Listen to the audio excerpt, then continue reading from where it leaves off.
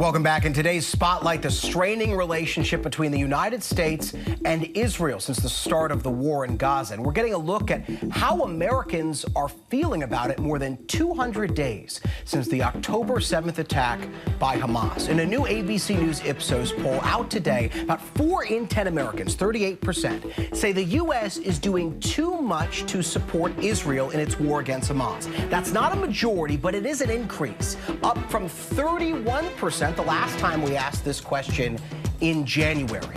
And as protest after protest, encampment after encampment opposing Israel's war in Gaza pop up on college campuses, has opposition to the war from some young people had an impact? We asked that question too. Among young people themselves, our poll found not really, but we found significant increases in the last few months in people between 25 and 64, old enough to be the parents and the sisters and the brothers of some of those young people who say now they believe the U.S. is doing more to support Israel. You see the numbers there on your screen. So I want to bring back my panel here, LZ, Kaivan, John, and Mike. LZ, I want to start with you. People are saying that they still feel the U.S. is doing the right amount. The majority said that in our poll, or more rather, the plurality said that in our poll. But still, that's an increase. Did that increase surprise you from January to April? No, it doesn't, Jay. You know, early on in the war, I said on this very program that one of my biggest concerns was that the longer this war went on, the more that Israel was at danger of losing the moral high ground. And I think as, time has gone on, unfortunately, I've been proven right. The images that you've seen out of Gaza, the situation, the humanitarian crisis, it's being very difficult now for Netanyahu to maintain that moral high ground that he had months ago. And I think what you're beginning to see is just more people paying attention to some of the atrocities. Not to mention, in April, Jay, don't forget there was a committee within the UN that recommended looking into Israel and talking about perhaps, holding them accountable for war crimes. So, a lot has happened since January, including what the UN just said. And I just think you're seeing people reflect having more information. Mike, also in that poll, less than half of the respondents said that the Israel-Hamas war is going to be a major issue for them this election. And only 12% said it was their most important issue this election. Do those numbers bear out in the conversations you've had with people? To repeat a version of the question I asked you before the break?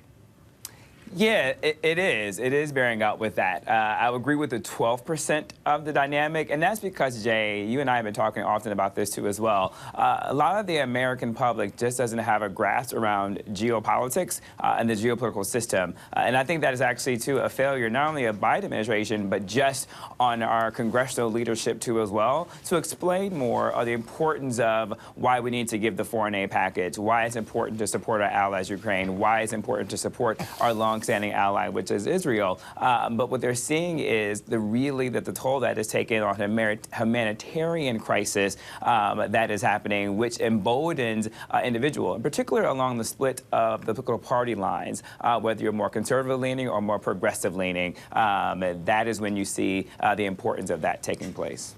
So, Kaivan, we've got that 12% who say this is their main issue this year. But in that 12%, there are some constituencies that the president would like to win, particularly young voters or those in certain communities in Michigan, for instance. Is the president's support for Israel and his handling of these college protests, for instance, a political issue for him, a detriment for him? I think that the president has to strike a difficult balance, and we saw him do that yesterday, sort of saying, of course, student protest is part of our history and culture, but there is a line, and that line is violence. That line is taking over buildings. I do think, though, that beyond Biden, there are great Democratic messengers on this issue that really will help raise all tides on this. You have AOC out there sort of, framing this for even people that might not be excited about voting for Biden as, well, if you're an activist, if you're an organizer, would you rather be organizing under a President Biden who respects our basic norms and democratic institutions, or Donald Trump, who's going to lock you up on day one? John, we've seen House Republicans push the president to do more to combat anti-Semitism. In their view, there needs to be more. These are some of your former colleagues. Do you think the president should be doing more? He's got an anti-Semitism task force. He had those remarks yesterday, but he's still getting push from the right to do more and say more. Yeah, I think the president is trying to strike the right balance. I think it's terribly difficult, as he just said, and it's a very tough balancing act. I think it's ironic that the very people on the far right, many on the far right, who are pushing the president to do more about anti-Semitism are the very ones who are saying that we should not give any more money to Israel for the war or give less because of what's going on back home. Same goes for Ukraine. So I think the president's doing a very delicate balancing act. And I think, with all things considered, it's really not that bad what he's doing right now with respect to Israel. The candor to talk about former colleagues, it comes from not being in elected office anymore. Isn't that right, John? You can say whatever you want. That's right. LZ, Kaivan, John, Mike, thank you very much. Stay with us because